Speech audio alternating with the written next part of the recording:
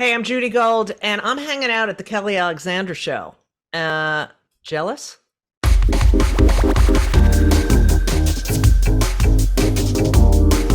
Beyond thrilled to welcome to the show Emmy Award-winning writer, producer, author, actress, and comedian Judy Gold. Judy has had so much success in her career, stand-up specials on HBO and Logo and Comedy Central, not to mention writing 2 books, and of course, the host of a podcast I love to listen to, Kill Me Now. Judy Gold, welcome to the Kelly Alexander Show.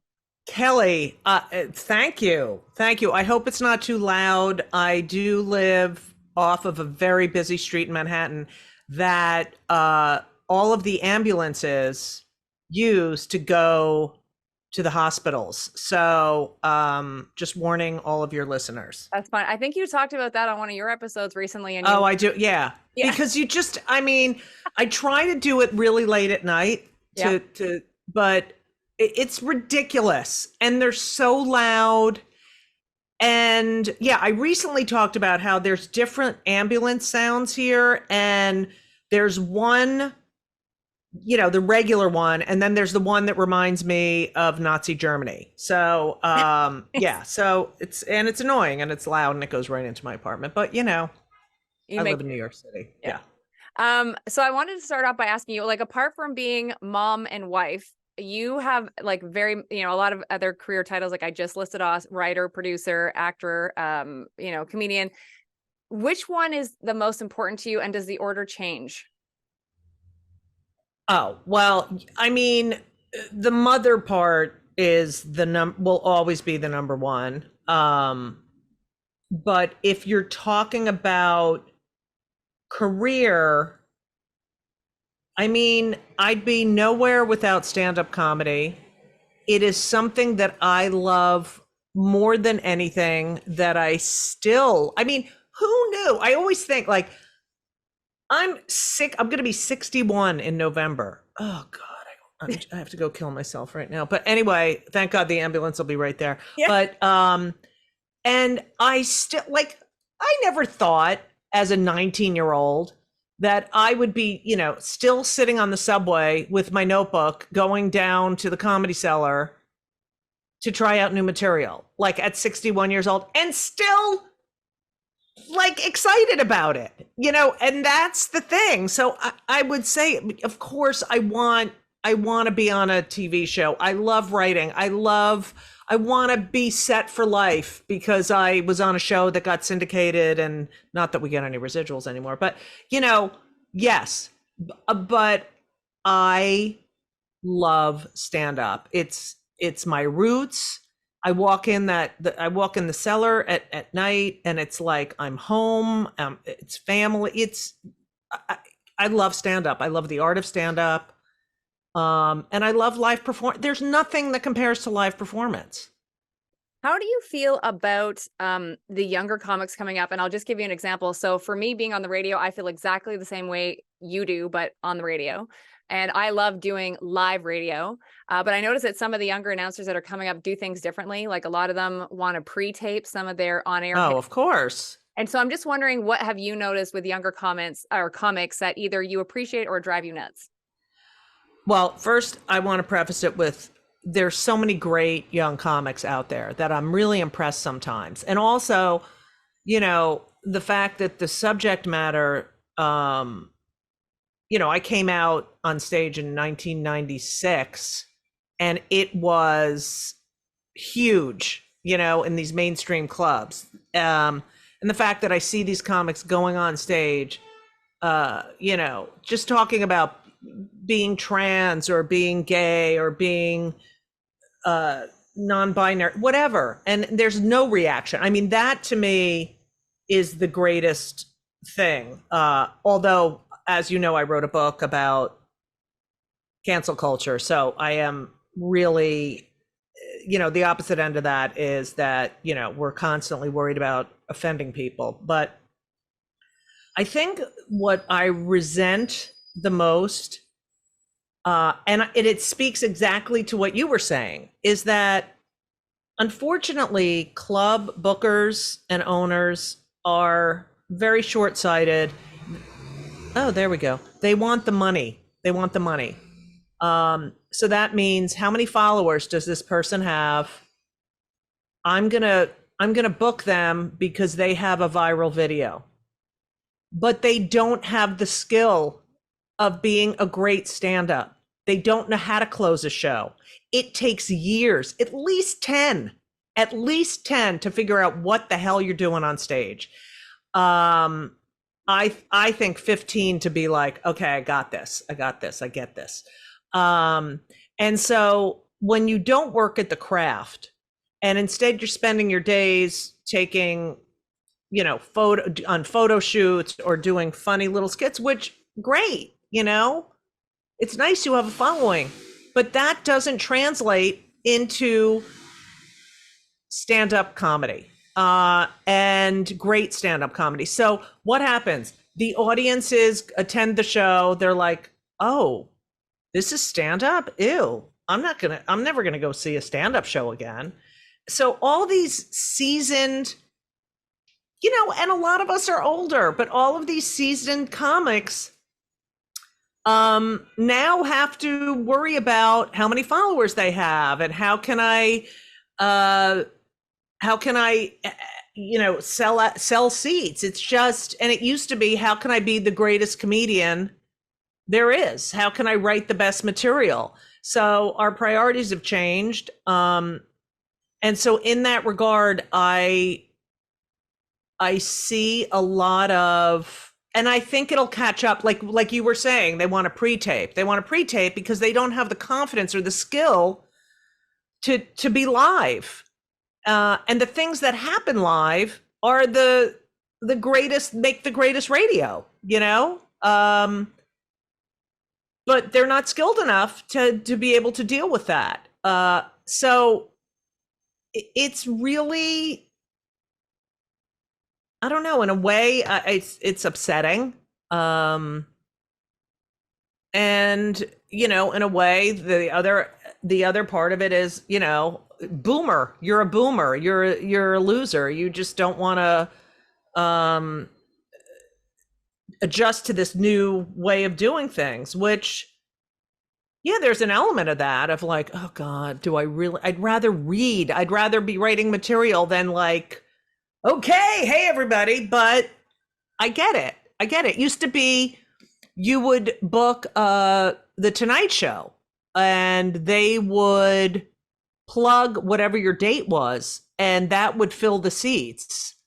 But you couldn't book The Tonight Show without being a great comic or having a great 6 minutes. You couldn't get anywhere without the skill and the craftsmanship and the time that you have to put in to get to that point.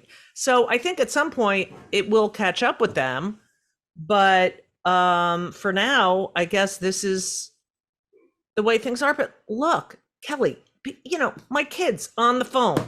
No one, they watch something for, if they watch for a minute, that's a long period of time, It's scary and sad. Now, you mentioned that you came out in 96, and obviously you were doing comedy before that.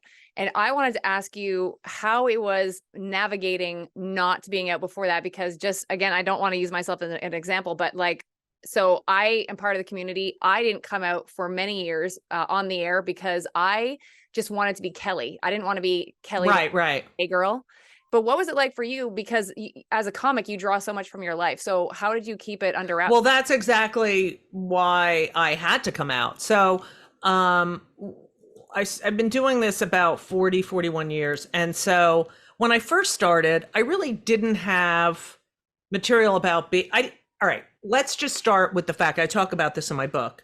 I didn't want to be a lesbian comedian. I wanted to be a comedian who happened to be a lesbian, which is exactly what you said about yourself.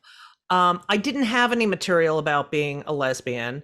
I had a lot of material about my mother and, being tall and awkward. I mean, I'm 19 when I first did my first set. I'm in my early 20s when I'm at these clubs, hanging out. So, I mean, I have 20 years of life experience to draw upon.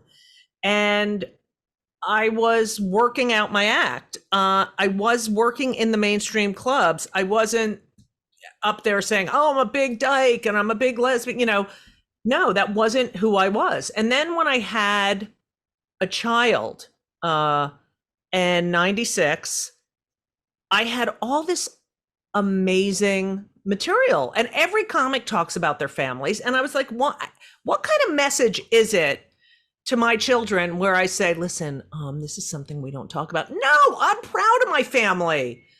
And I want them to be proud. And even though I came out because of my child, it was precisely because of him that it made it easier for me to come out, because I was on stage talking about being a gay parent. And people after a few minutes would be like, oh, we have the same, oh, this is funny, because a parent is a parent. So it made it much easier because I wasn't talking about sex with my girlfriend or, lesbian bars or porn, which is a very huge topic of conversation now with comedians on stage, or topic of their acts. So, yeah, I think it was, and I didn't even think of it at the time as being brave. I just thought about it as being honest. And yet now I have these people in their 30s who say, that's the greatest part of it for me, who say, I would run down to the basement so I could watch you because I couldn't believe there was this loud woman, talking about being gay and having kids. And, you don't realize how much that representation means to other people, that they see that and they think, oh, I can have kids, or, oh, wow, she seems normal. Well, I'm not normal, but you know what I mean? That representation, it meant so much to people. And the fact that it was, I was on Comedy Central, I was on, HBO, and it was just a matter of fact thing that was a part of my act. It definitely had an impact on my career, but I don't care because, I didn't wait. A lot of people wait until they make their millions, and it's, they have things to lose, but they're fine financially, I couldn't do that. And that it goes right back to your first question. What's the most important thing? It's stand up. And I believe you can't be a good stand up if you're not going to be telling the truth. We speak truth to power. And so yeah, I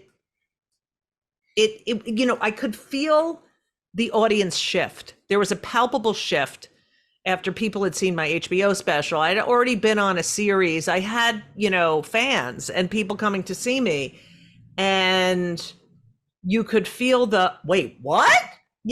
People would walk out. There were so many things that happened, but too bad. Now, I am fortunate. I get to interview a lot of musicians and recording artists. And a question I always like to ask them is, what do they consider their big break that took them to the next level? So what would you consider as your big break that took you to the next level? God. Well, unlike a musician, you don't really get one hit that puts you on the map in stand-up. You have to keep writing and you have to keep going. So I don't have one thing. I've been so up and down through the years. I remember when I had my HBO special, I thought, oh, wow, but no, each one has been a step, but nothing has really catapulted me to this point where I'm a household name. I think comedy fans know me. I think people who were, in the 90s watching TV and watching Comedy Central, and I think those people know who I am. But I've done so much and so many different things that I don't think there was one thing that really catapulted me to some level. And, it's so funny because when I got on a series, I thought, this is it, no. And then it's, yeah, I've done theater, I've done hosting of shows, I've done writing, I've done film and TV. I mean, it's all been, it's a marathon.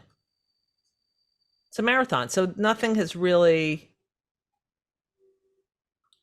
uh, brought me to that. I mean, look, musicians are so lucky. They'll make money off of that song forever and ever and ever.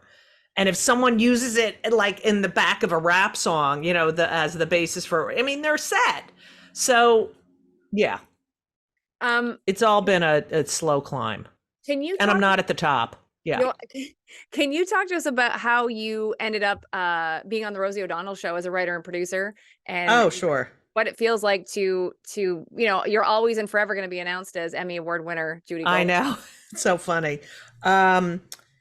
Well, Henry, my older son, was born in 96, and Rosie was like, come over, I want to see him.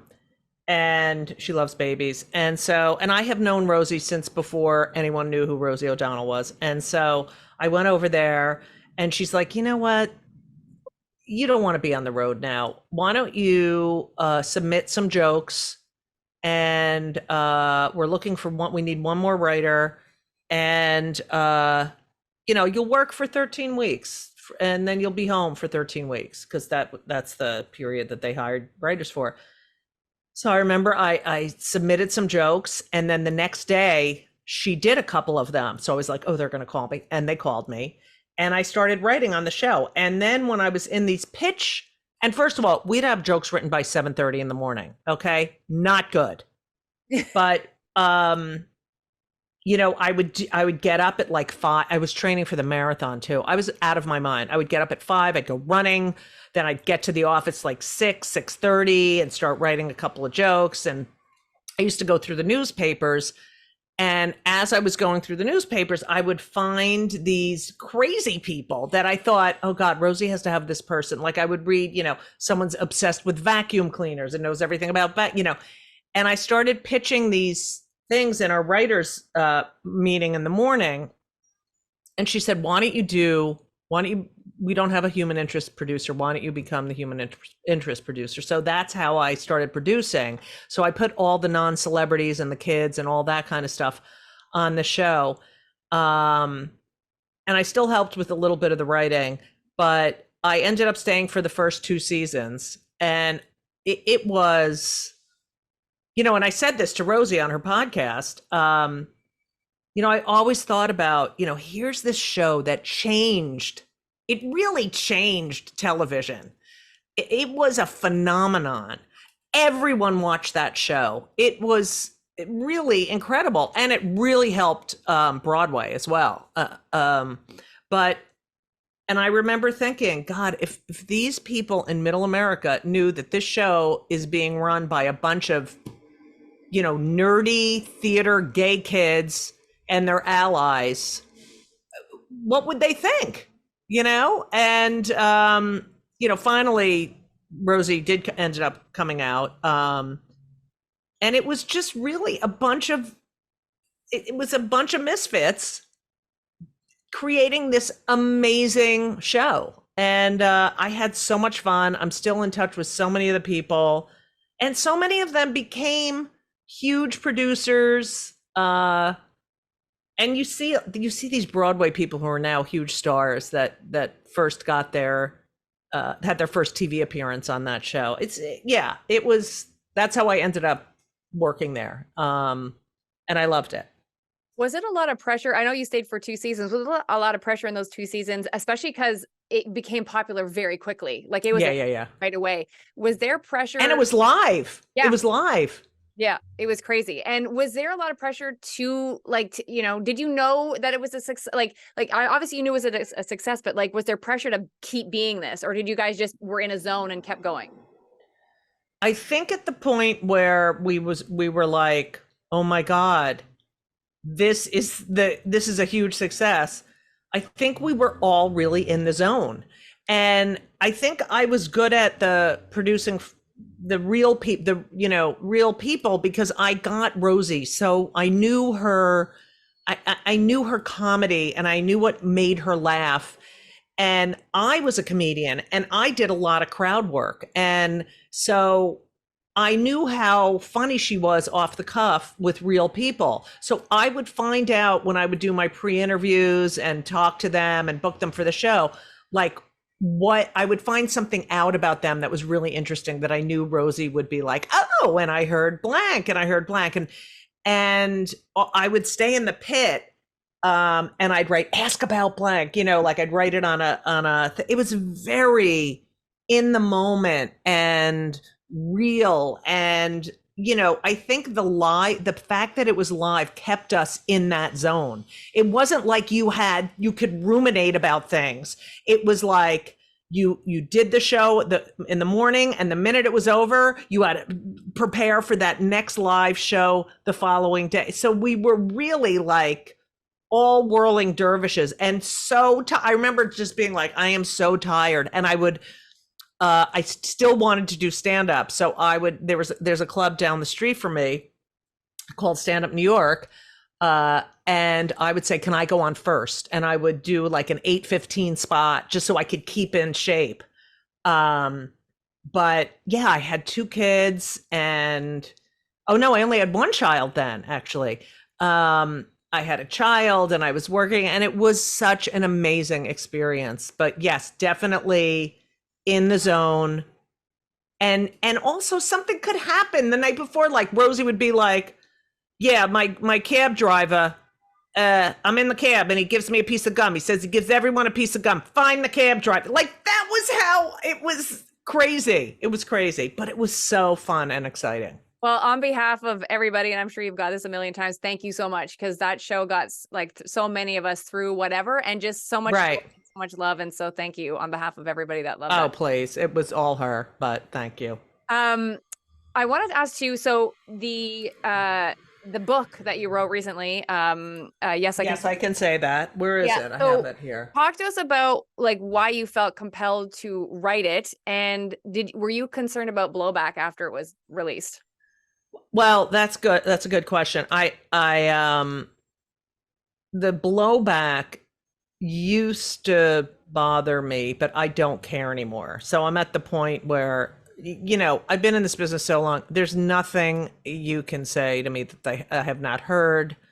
I've been humiliated. I've been, just awful things said to me.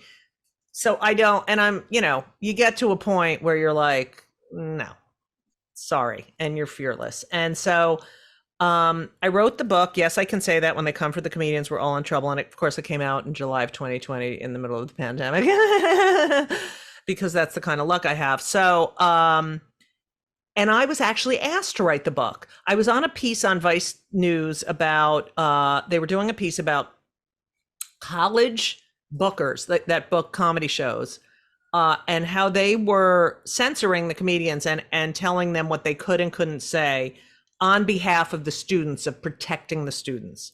And so they asked me to be the opposing viewpoint, which I gladly was. And an editor saw that piece and asked me would you write a book about free speech and, censorship and cancel culture from the perspective of a comedian? And I said, absolutely. And I wrote the book. And each chapter is it's a polemic, really. Each chapter is an argument about why, if you silence comedians, that is the end of free speech. Because, there's that famous poem about when they came for, the Jews, I did nothing. When they came for this, I did nothing. And so that's why it's when they come for the comedians, we're all in trouble, because we do tell the truth. And we also are disarming. We also, a great joke can make you think and make you laugh. But there is a reason why there's a reason why they're banning books in this country. There's a reason why fascists like Donald Trump cannot attend the White House Correspondents' Dinner, wanted to have Saturday Night Live investigated. Mark Twain said, under the assault of laughter, nothing can stand. These dictators know the power of comedy. And if you go back in time, in 1934, I have to say, before when Hitler his power was rising, it was the comedians who were in these cabarets who were speaking the truth on stage, and that threatened their propaganda, weakened their propaganda, because here are these people making jokes and laughing. And so Hitler passed the Treachery Act of 1934, which made listening to or telling an anti-Nazi joke an act of treason punishable by death or imprisonment. Now, this is telling a joke. And in other countries, comedians are killed. They're killed. And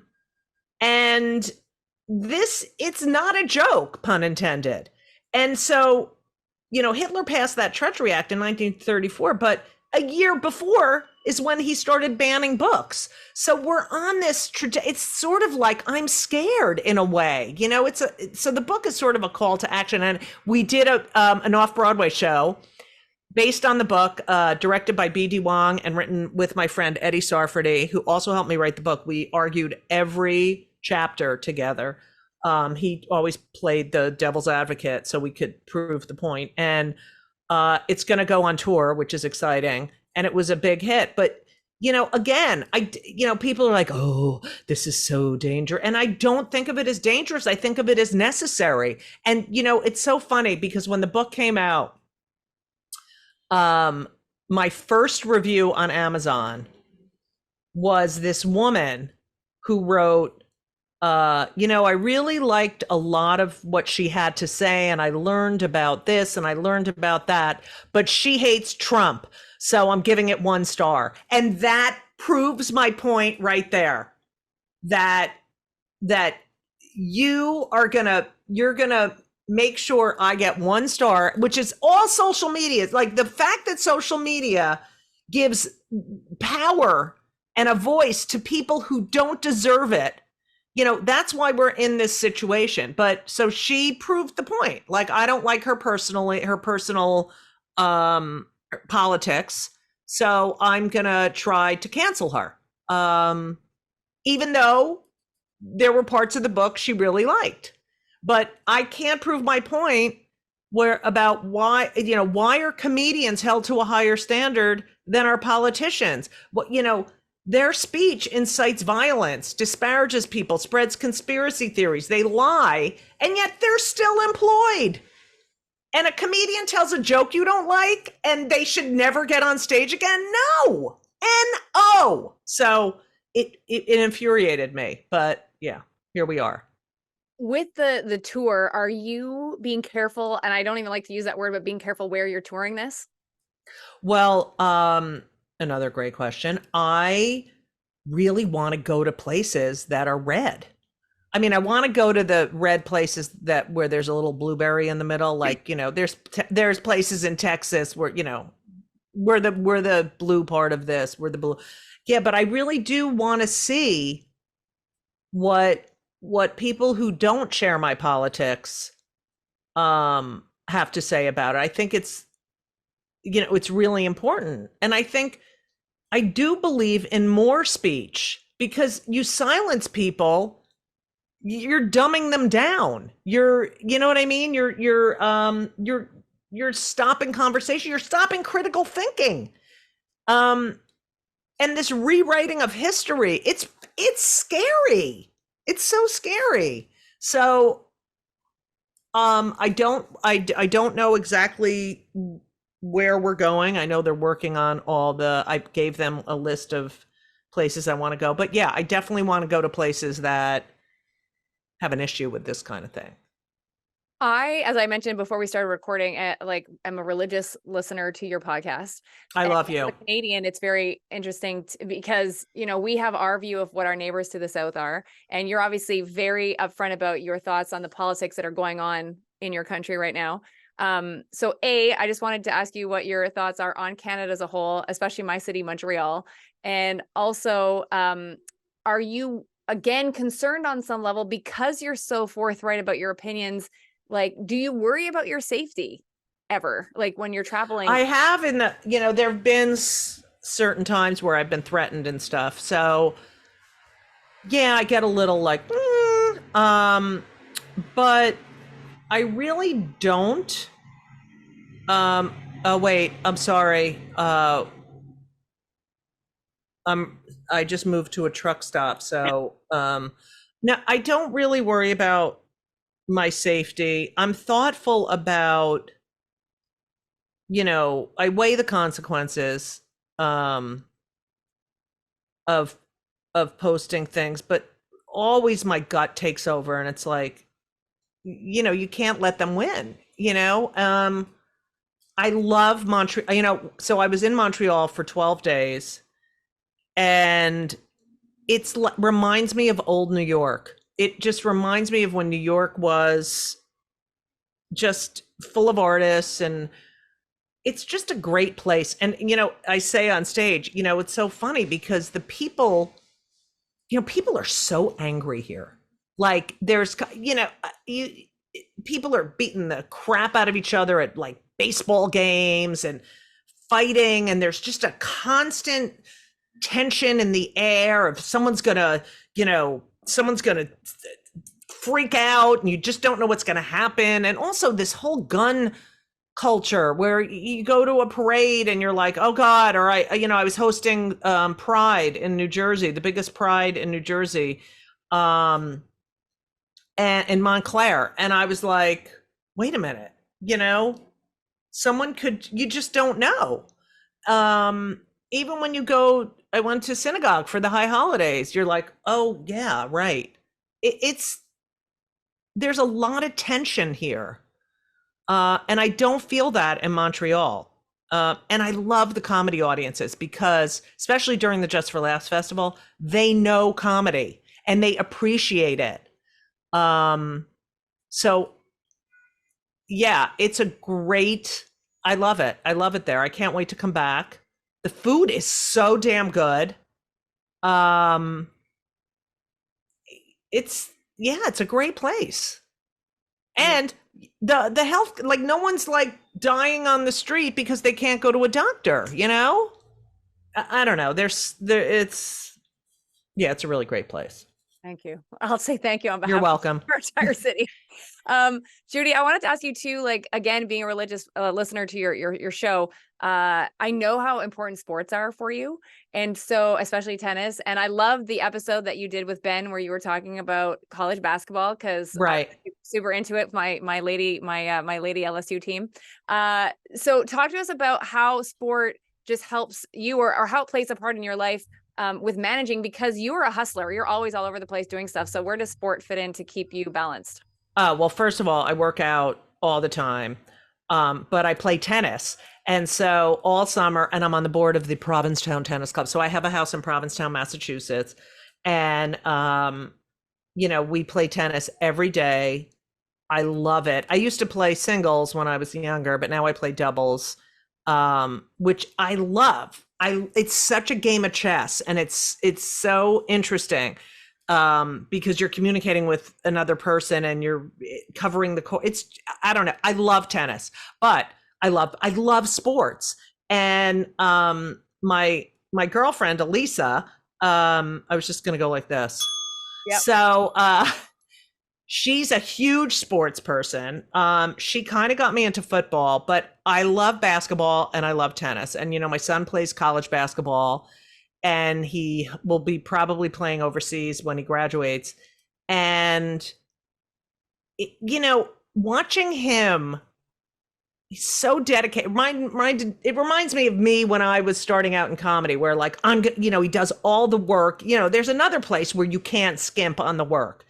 But there's going outside, and I think sports is so important because you're learning how to negotiate. You're part of a team. You become a leader. You're a cog in a wheel. You're not the whole thing. Like, you're a comedian. It's just you. And I just love I think it's just so important. And we're a big sports family. And I do believe you have to go out and play. I don't care how old you are. If you don't know how to play, then you're miserable. Like, I love to just run around, play, go on a hike, like something. You have to move. Mhm. Agreed. And I wanted to ask you too, you've done so many great interviews on your show on Kill Me Now. Most recently, Dee Snider from Twisted Sister. And it was such a great chat. I love listening to it. Who is still on your bucket list of people to interview? Oh God, there's so many people. You know who I'd really love to interview? Monica Lewinsky. I love her, and I feel like, you know, what she's done, what she was handed, and how she's dealt with her life has been incredible. I definitely want to interview her. I mean, there's just so many. Who else do I really want to? I don't know. I was just thinking about her, so that. But yeah, I have a whole. But there's so many people I find fascinating. Yeah. And it started out just comedians, but there's there's more people that make me really want to get into what makes them tick. And it's like, originally it's called Kill Me Now because I get aggravated about everything, and I would ask them what aggravates them, what makes them crazy, mad, and now it's just so much more than that. So I don't know. You think I should change the name? No. And also, Okay. don't stop doing your Rants? the Judy Go Solo, the rants, because those Yeah. are like my favorite episodes, Oh, basically. everyone says that. I feel like I should just do that every week. But Yeah, no, it's so it's so funny, and I love to. And I wanted to ask you, when you're doing your rants, because I'm assuming maybe you sit where you're sitting now when you do the rants. Do you find like you're talking to us, but you're kind of talking to you at the same time, even though it's out loud? it's so funny. I write down things all week, like, oh, just talk about this, talk about this, talk about this. And then I start talking, and I just feel like I'm talking to all of you that are, it's so, I'm like, oh God, am I going to be able to fill like 35 minutes, 40? And I could go on. I just did this week's rant, just posted. And I'm like, and I finished. I'm like, oh my God, I forgot this such an important story about something that happened in Sweden, which I just I'll do in the opening of next week's podcast. But I feel like, I don't know, you're a radio person. Like, don't you feel like when you're talking, you're talking to someone? Yep. Yeah. And Yeah. I feel like sometimes I'm working out things when I'm talking. So like, Yeah, exactly. and I feel like And you trust that. You Yeah. trust that process. That's why you like to go live. Yeah, exactly. And so I know you've threatened a couple of times to, stop the podcast, but you can't. I lose money doing the podcast, but Okay, everyone's like, no, you can't. So Well, as someone who loses money doing her own podcast, yeah. just keep going. And I could talk to you forever, but I won't keep you too long. I just wanted to ask a couple more quick questions. Can you tell me, just for one day, which comic or producer or writer or actor would you like to switch places with, just for one day, to see what their life is like? Oh, that's a good question. Who do I want to switch with? It could even be a musician if you wanted, but I don't know if there's another comic or an actress or. Honestly, if I could, oh God, I think Carole King. I love her. I love her, and she's so talented. And the songs she has written, like, I'd love to know what it's like to be her, and just to be such an icon. And yet there's never been any bad press, or, do you know what I mean? She's just pure talent and goodness. And I just imagine she's calm, and I don't know. I just would love to be her for the day. But she'd have to have a concert that night.